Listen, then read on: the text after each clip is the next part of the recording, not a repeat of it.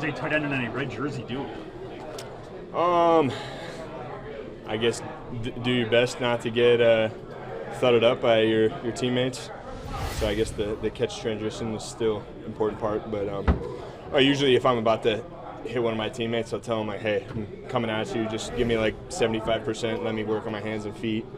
And that's great too. Like if I'm in pass protection with one of the guys, I'll like get engaged and then I'll say go. Like give me now just go. For a guy who really likes to block and is really good at it, is that hard to dial it back a little bit? Well, yeah. I mean, there's I would say more pros to cons about it because come Sunday I can really just unload. But I feel like I'm someone who plays with good leverages and techniques, so I get that on the field in practice. I just don't get the collisions. Does this have anything to do with your injury from the offseason, the pec? No, this has nothing to do with my pec. This is a shoulder. And this is just like like they're just trying to take some hits off me. Gotcha. So. Yeah, they said in the press box questionable, but then you come out and you made the tackle on the special teams right. So you must be doing all right. Yeah, I'm feeling good. But speaking of the blocking aspect, Vikings, how much they blitz, is that safe to say you're even a more critical piece in that puzzle for extra protection if Jordan is back?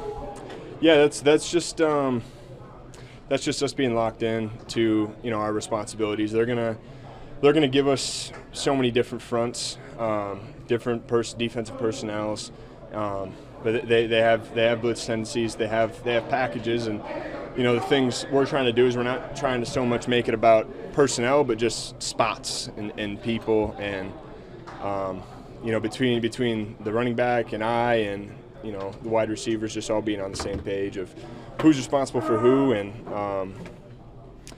just running off the football and still trying to play fast. If Jordan is back, do you take it on your own shoulders a little bit? Like, all right, we got to keep this guy on 2 feet? Yeah, of course. I mean, protect the quarterback at all costs, for sure. What makes their defense confusing? Just the multitudes that they line up in. They do so much with their nickel, number 44. It'll look like they're in base personnel, but you look into the secondary and line up with Cashman is number 44. So in some plays, we're going to treat him as a big. Some plays we're going to treat him as a little. It's going to be similar play style to how we had him last time. I feel like last time we gave the rest of the league just kind of the recipe on how to handle him. And I mean, the key too is just going out there and playing fast, putting bodies on bodies. Tucker, a couple times got Bernard lined up against that rookie tight end against Houston. Is that a situation where they try to set that up with their front, or is it just the way it is? I mean, you got all week to watch the film and know where you're going to put your tight end. So I wouldn't say that the defense was creating that matchup. I was saying that would be in the offense's hands, Houston's hands, to create that matchup. Learning how to a pass rusher in the NFL is a hard thing to do as a rookie. So, I've seen the Texans film. I know what to expect from a physical pass rusher that the Vikings are going to have. They always have a good that 5 across defense with 2 guys who can come off the ball and trying to hunt the quarterback. So what's important is staying inside out, getting hands on, maintaining a base, keeping your hips behind your head, keeping your eye. I mean, you have to really be locked into your technique when you're going against guys that are 15, 20 pounds heavier than you. So, I don't know if you have a favorite memory with Aaron Jones that you like to share, but what did he mean to you as a rookie last year? I mean, he was just such a nice guy. It didn't matter if you just got in that week and to be on the practice squad, and he'd treat you the same as if you were 8-year vet. One of my favorite memories is when we got into the fight with that defensive back after the Vikings game. Someone got a picture of it, and I framed it, and I had him sign it. So that was a funny core memory. So weird seeing him actually get in a fight, right? Well, actually, we were breaking it up. Yeah. He just took a glancing blow to the face. Just he caught a stray fist there. So we all had to step in and protect everybody, I guess. You guys were up pretty big last week, and you were questionable. You probably could have not gone back in. You guys have been fine, but why was it important for you to go back in? I mean, it is a long season. I mean, that wasn't even a question in my head.